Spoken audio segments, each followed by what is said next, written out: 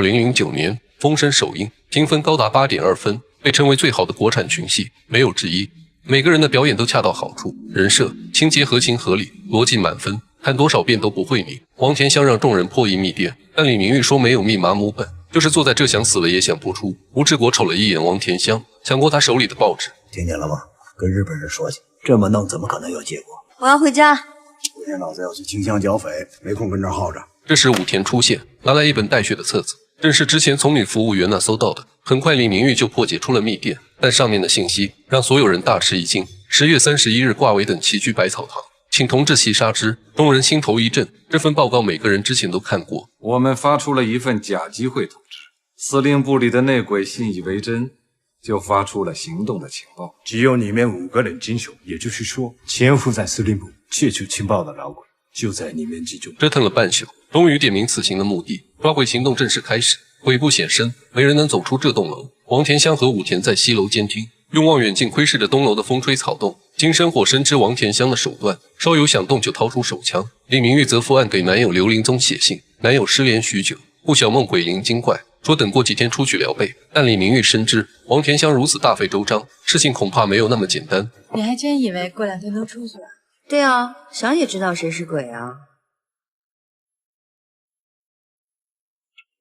你看，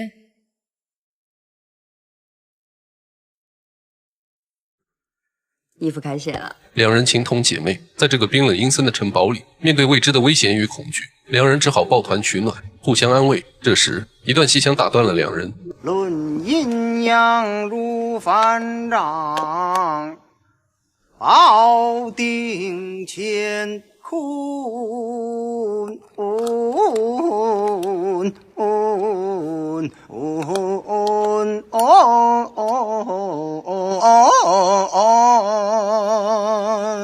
吴志国唱的正是唐山皮影戏《空城计》。先帝爷下南洋，儒家三秦，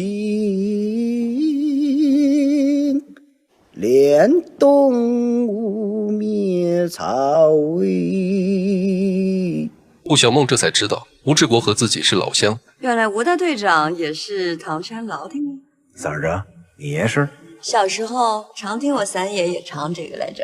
啊，这可真是太巧了。两人的谈话都被王甜香窃听，自然也听到了顾小梦的那句我知道谁是鬼。他汇报给武田，话里话外说顾小梦家里有背景，还有白小年，但是武田这两人动不得。但武田立功心切，根本不怕得罪几人。老鬼意识到自己中了圈套，鬼子必在百草堂设下天罗地网，捕杀同志。距离行动日期还有5天，他必须要在5日内将行动取消的信息传出去，否则万死莫辞。时间来到10月29日，看看吃点什么？这么丰盛，吃得上路饭吗？